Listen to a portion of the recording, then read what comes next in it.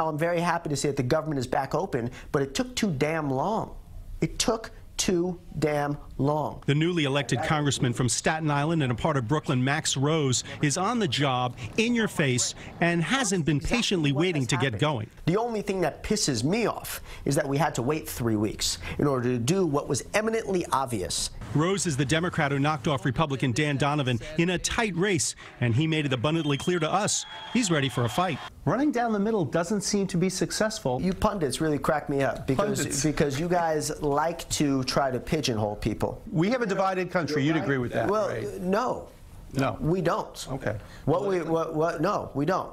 What we do have, though, is hardworking Americans and a political class that has ignored them for a generation. We took a stroll with Congressman Rose down New Dorp Lane, and he appears to be a man in a hurry. If there was one thing you could tell the people on these streets right now that you're going to do that's going to make this a better place, what would it be? Well, certainly when it comes to this neighborhood, it's getting a seawall built.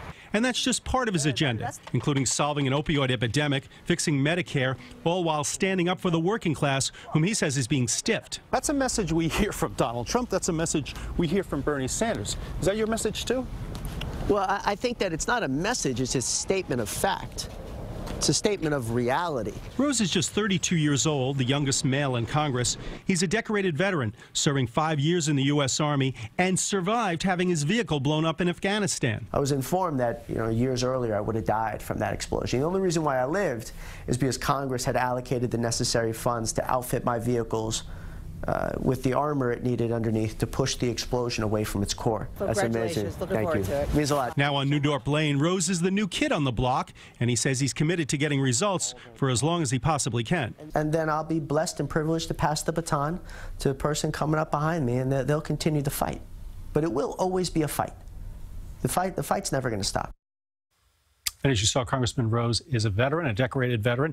He will be on the Veterans Affairs Committee and the Homeland Security Committee. Christina Maurice. Now, was he